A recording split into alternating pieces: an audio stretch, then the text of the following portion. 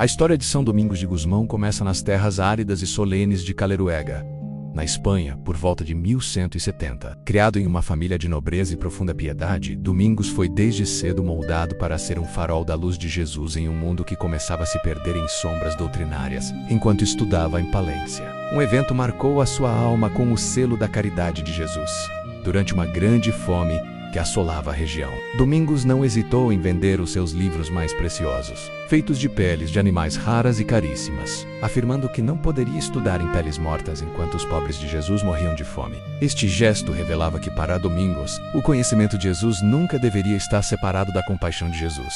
Ele compreendia que a verdade só tem autoridade quando é acompanhada pelo amor concreto. Após a sua ordenação, Domingos tornou-se cônego em Osma, vivendo uma vida de silêncio e contemplação, mergulhado na oração a Jesus Cristo. Mas o Senhor tinha planos que o levariam muito além das fronteiras da sua pátria. A grande viragem na sua vida ocorreu em 1203, quando acompanhou o seu bispo Diogo do Azevedo, numa missão diplomática pelo sul da França. Ali Domingos deparou-se com a heresia albigense que se espalhava como um veneno, negando a bondade da criação e a encarnação real de Jesus. Ao passar uma noite inteira em debate com o estalajadeiro herético, Domingos sentiu o seu coração arder pelo desejo de salvar aquela alma no nome de Jesus. Pela manhã, o homem converteu-se e Domingos compreendeu que Jesus o chamava para uma nova e urgente missão, a pregação da verdade. Ele percebeu que a igreja não conseguiria vencer o erro através do luxo ou da força, mas sim através da santidade de vida e do anúncio fiel de Jesus.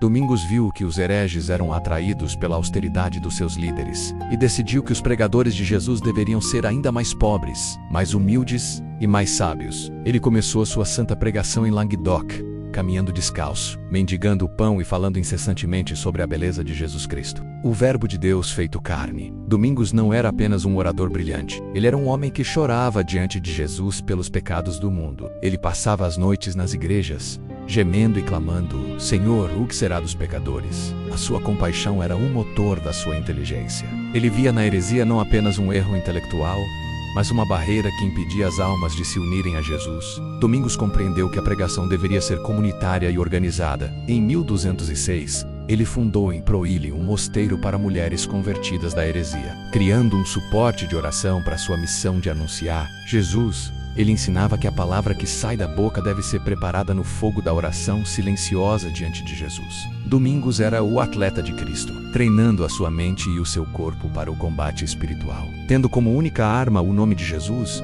ele não temia os perigos das estradas ou as ameaças dos inimigos, pois sabia que a verdade de Jesus é invencível. A visão de Domingos era revolucionária.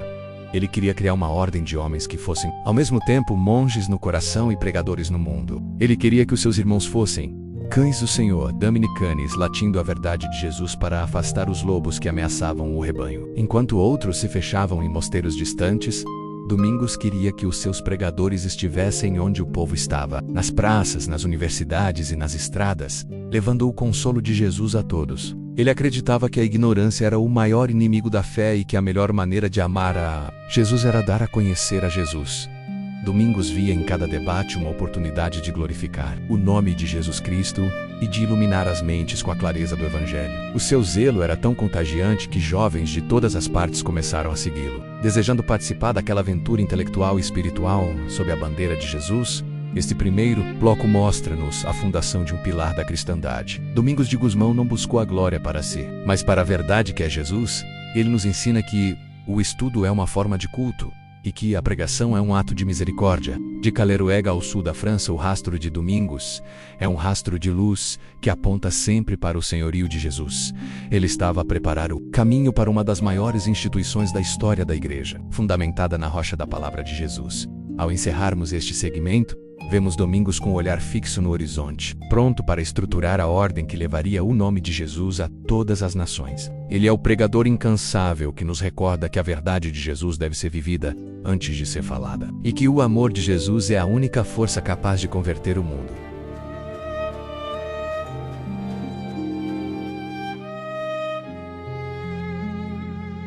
A missão de Domingos no sul da França revelou uma necessidade urgente. A igreja precisava de uma estrutura nova, capaz de combater o erro com a mesma sofisticação intelectual dos seus oponentes, mas com a humildade de Jesus. No ano de 1215, Domingos estabeleceu-se em Toulouse com os seus primeiros companheiros, formando uma pequena comunidade dedicada inteiramente ao estudo e à pregação do nome de Jesus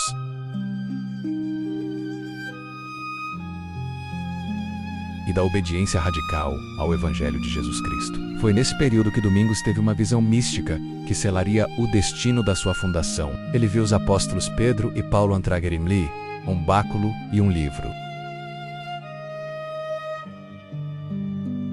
Com essa confirmação divina, Domingos partiu para Roma, buscando o reconhecimento oficial do Papa Inocêncio III, assim como aconteceu com Francisco de Assis. O Papa teve um sonho onde via Domingos sustentando com os ombros a Basílica de Latrão.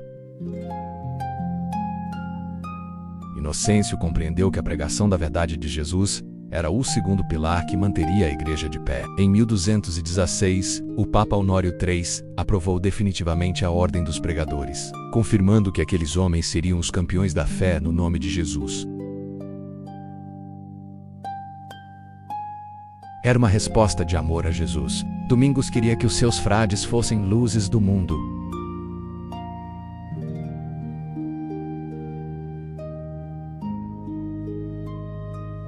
Pareciam insuficientes diante da dureza dos corações.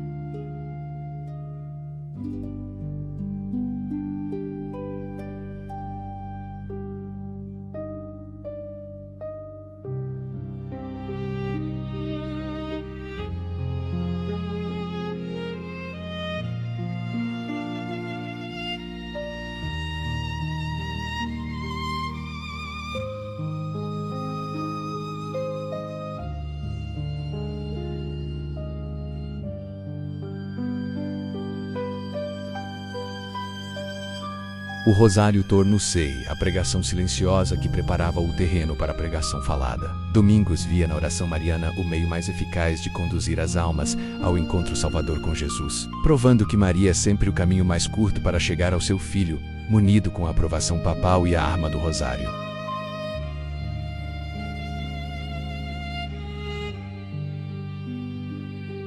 No dia da Assunção de 1217, ele enviou os frades para as grandes universidades da Europa, como Paris e Bolonha. El dizia que o trigo amontoado apodrece, mas espalhado dá fruto. Domingos queria que os pregadores de Jesus estivessem na vanguarda do conhecimento humano para que pudessem batizar a razão com a verdade de Jesus Cristo. Ele não temia o confronto intelectual,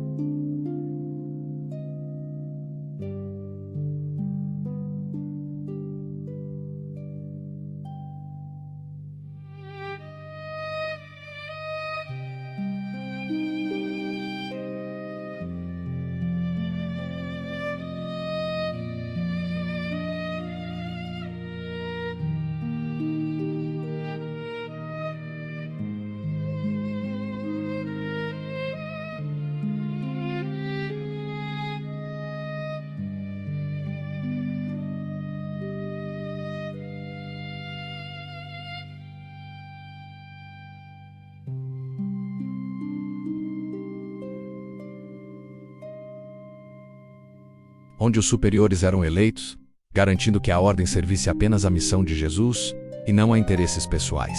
Domingos via em cada frade um outro apóstolo enviado por Jesus para curar a cegueira espiritual do mundo. Ele ensinava que o pregador deve contemplar e dar aos outros o fruto da contemplação, ou seja, transbordar o amor de Jesus que ele mesmo recebeu na oração. O nome de Jesus era o início, o meio e o fim de toda a pedagogia dominicana. Este bloco revela a genialidade de Domingos em unir a espada da palavra à armadura da oração. Ele não separava a devoção mística do rosário do rigor do estudo teológico. Ambos eram instrumentos para tornar Jesus conhecido e amado. São Domingos de Gusmão mostrou que a igreja deve falar a língua da sua época sem nunca perder a essência do Evangelho de Jesus. Ele transformou o rosário na oração predileta do povo de Deus, tornando os mistérios de Jesus acessíveis a todos, dos doutores aos mais simples camponeses. Ao encerrarmos este segmento, vemos a ordem dos pregadores a espalhar-se como um incêndio de luz por toda a Europa, levando o consolo e a verdade de Jesus Cristo às universidades e às praças. Domingos, o atleta de Cristo, continuava a correr a sua carreira, sabendo que a vitória final pertence a Jesus e que a sua missão era simplesmente ser o arauto desse reino eterno que não conhece fim.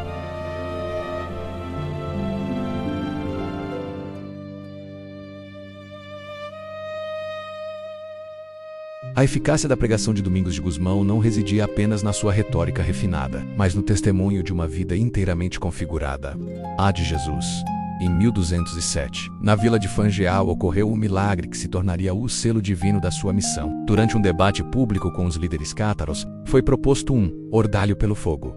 Os livros que continham os argumentos de ambos os lados seriam lançados às chamas, enquanto os escritos heréticos foram prontamente consumidos pelas labaredas. O livro de Domingos, que defendia a verdade de Jesus, saltou milagrosamente para fora do fogo, permanecendo intacto. 3 vezes o livro foi lançado, e 3 vezes as chamas se recusaram a tocá-lo, provando que a palavra de Jesus é luz que não se apaga. Para Domingos, esse sinal não era um triunfo pessoal, mas uma prova de que o nome de Jesus é a rocha inabalável da verdade. Ele via naquele fogo a representação do Espírito Santo, que arde sem consumir, iluminando o caminho daqueles que buscam sinceramente a face de Jesus Cristo. Domingos adotou um estilo de vida itinerante, imitando a pobreza absoluta de Jesus e de seus apóstolos. Ele percorria as estradas da Europa descalço, carregando apenas o Evangelho de Mateus e as cartas de São Paulo, que ele sabia de cor por amor a Jesus. Se o caminho era pedregoso, ele o trilhava com alegria. Se as feridas nos seus pés sangravam, ele as oferecia em sacrifício ao nome de Jesus. Quando chegava às cidades, Domingos não buscava as hospedarias dos nobres, mas dormia no chão frio das igrejas, passando as noites em diálogos profundos com o Senhor Jesus.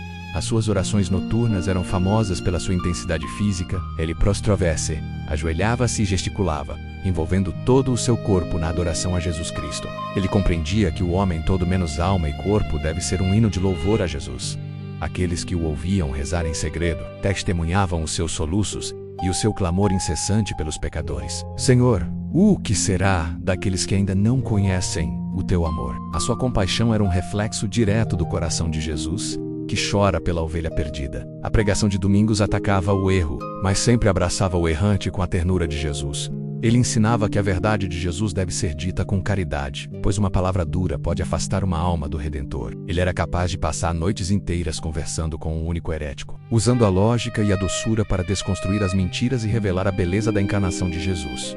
Domingos refutava a ideia de que a matéria era má, apontando para o fato de que Jesus assumira um corpo humano, dignificando toda a criação. Para ele, o mundo era o jardim de Jesus, onde cada ser humano era uma flor preciosa, que precisava ser regada com o orvalho da doutrina cristã. A sua eloquência não vinha da vaidade, mas do desejo ardente de que Jesus fosse glorificado em cada intelecto. Ele transformava o púlpito num lugar de cura, onde o nome de Jesus dissipava as sombras do desespero e da heresia. A humildade de Domingos era o seu escudo mais forte. Mesmo sendo o fundador de uma ordem em rápida expansão, ele preferia ser o último e o servo de todos, imitando o gesto de Jesus ao lavar os pés dos discípulos. Ele recusava as honrarias e os cargos episcopais que lhe eram oferecidos, afirmando que a sua única dignidade era ser um pregador de Jesus. Durante as suas viagens, ele mendigava o próprio sustento, vendo na providência diária o cuidado constante de Jesus Cristo. Se recebia insultos ou pedradas, Domingos sorria e dava graças a Deus, sentindo-se honrado por participar um pouco dos sofrimentos de Jesus. Ele ensinava aos seus frades que a alegria é a marca do seguidor de Jesus, e que um pregador triste é um pregador que ainda não compreendeu a vitória da ressurreição. A sua presença emanava uma paz celestial que atraía até os criminosos mais endurecidos, que viam nele a luz de Jesus brilhando sem filtros. Este bloco revela a dimensão humana e divina de um santo que se consumiu pela verdade. Domingos de Gusmão mostrou que a pregação não é apenas um discurso, mas um transbordamento da intimidade com Jesus. Ele provou que as chamas deste mundo não podem contra a verdade eterna de Jesus e que a maior arma de um apóstolo é a sua capacidade de chorar com Jesus pela salvação do próximo. São Domingos não pregava a si mesmo, mas pregava Jesus Cristo crucificado e ressuscitado, o único que pode dar sentido à existência e luz à inteligência. Ao encerrarmos este capítulo, vemos Domingos a preparar a sua última grande missão, sabendo que a sua obra continuaria a florescer através de homens que, como ele, estariam prontos a queimar de amor pelo nome de Jesus. O atleta de Cristo deixa-os a lição de que o zelo pela verdade de Jesus é a forma mais alta de caridade.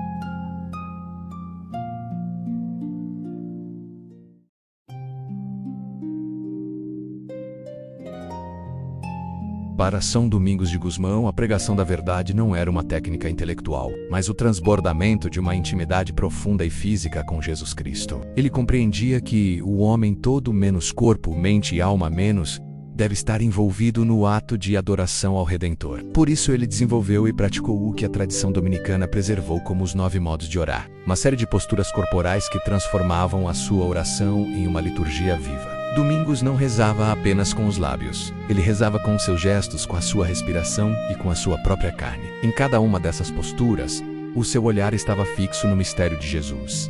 Às vezes, ele se prostrava totalmente no chão, com o rosto na terra, reconhecendo a sua pequenez diante da majestade de Jesus e pedindo perdão pelos pecados do mundo. Outras vezes, ele se ajoelhava com fervor, subindo e descendo repetidamente, imitando a humildade de Jesus que se inclinou para lavar os pés dos discípulos. Para Domingos, o corpo não era um obstáculo à fé, mas um instrumento sagrado para expressar o amor ardente que ele sentia pelo seu Senhor e Salvador. Em seus momentos de oração mais intensa, Domingos ficava de pé diante do crucifixo, com as mãos abertas como um livro, como se estivesse lendo no coração de Jesus a sabedoria necessária para converter as almas. Ele também era visto com os braços estendidos em forma de cruz, unindo-se fisicamente ao sacrifício de Jesus no Calvário, clamando pela salvação da humanidade. Havia momentos em que ele gesticulava como se estivesse conversando com um amigo íntimo, alternando entre o pranto e a alegria, mostrando que o nome de Jesus não era uma ideia abstrata, mas uma presença viva e pulsante em sua vida. Domingos ensinava aos seus frades que essa disciplina corporal ajudava a mente a não se dispersar e a manter o foco unicamente na glória de Jesus Cristo. Ele passava horas em oração profunda,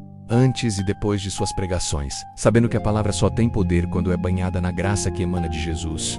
O atleta de Cristo exercitava sua alma através dessas posturas, tornando-se ele próprio uma oração viva que subia como incenso ao trono de Deus. A oração de Domingos era marcada por uma compaixão cósmica. Ele não pedia apenas por si mesmo. Ele levava o mundo inteiro em suas mãos para apresentá-lo a Jesus. Seus gemidos noturnos nas igrejas eram o reflexo de um coração que ardia com o desejo de que ninguém fosse privado da luz de Jesus. Ele ensinava que o pregador deve falar apenas com Deus ou de Deus, garantindo que a comunicação humana estivesse sempre sintonizada com a frequência divina. A sua intimidade com Jesus era tão real que o seu rosto frequentemente irradiava um brilho celestial após a oração, um sinal de que ele fora transfigurado pela presença do Mestre. Domingos via na oração o combustível indispensável para o combate contra a heresia. Ele sabia que sem a união com Jesus, a inteligência mais brilhante é apenas um bronze que ressoa sem vida. Ele transformou a sua vida numa ponte entre o céu e a terra, onde o tráfego constante era feito de intercessão, adoração e amor incondicional ao nome de Jesus. Esta mística dominicana, que une o corpo e o espírito, foi a força que sustentou a ordem nos seus primeiros e difíceis anos. Domingos mostrava que o seguidor de Jesus deve ser um homem de oração contemplativa na ação. Ele não fugia do mundo para rezar, mas levava a oração para o coração das cidades, provando que o nome de Jesus pode ser adorado em qualquer lugar e em qualquer circunstância. Ele exortava os seus irmãos a meditarem na paixão de Jesus como o livro supremo da vida, onde se aprende a verdadeira ciência da salvação. Domingos acreditava que a oração é a respiração da alma, e que o pregador que não reza é como um soldado que vai para a guerra sem armas. Ele via em cada um dos seus 9 modos de orar uma maneira diferente de beijar os pés de Jesus e de se deixar envolver pela sua misericórdia infinita. A sua oração era pedagógica, preparando-o para enfrentar os desafios intelectuais das universidades com a mansidão e a clareza de quem acabou de ouvir a voz do próprio Deus. O exemplo de Domingos nos lembra que a nossa relação com Jesus deve envolver toda a nossa existência.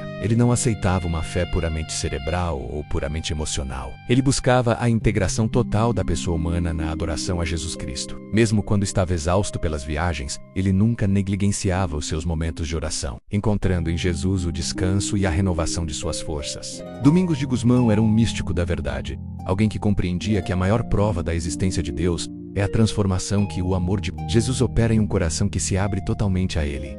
Ao olharmos para os seus 9 modos de orar, Ele nos deixou o convite para que também nós façamos da nossa vida um movimento constante em direção a Jesus, usando tudo o que somos para proclamar que Jesus é o Senhor do tempo, do corpo e da eternidade. Domingos foi o mestre que ensinou que a verdade se aprende de joelhos e se prega de pé, mas que em ambas as posições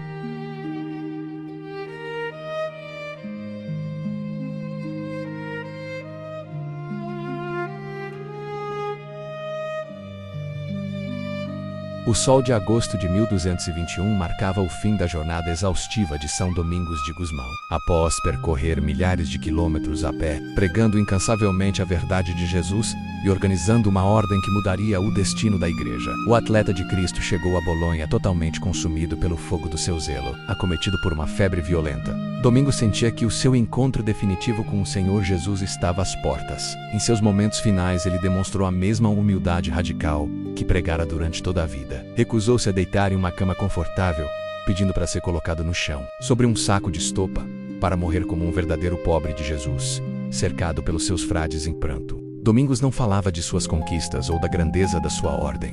Ele falava apenas da misericórdia de Jesus Cristo. Ele deixou aos seus filhos espirituais um testamento de doçura e força. Tende caridade, guardai a humildade e possuí a pobreza voluntária. Para Domingos, essas eram as chaves para permanecer fiel ao nome de Jesus. Ele prometeu que seria mais útil aos seus irmãos após a morte, intercedendo diretamente diante do trono de Jesus pela salvação das almas. Com os olhos fixos em um crucifixo e o nome de Jesus sussurrado em seus lábios, Domingos partiu deste mundo no dia 6 de agosto. Ele não deixou posses materiais, nem mesmo um hábito sobressalente, pois tudo o que ele tinha pertencia a Jesus. Sua morte foi um espelho de sua vida, despojada de si mesma e repleta da presença de Deus no momento de sua partida. Um de seus frades teve uma visão gloriosa.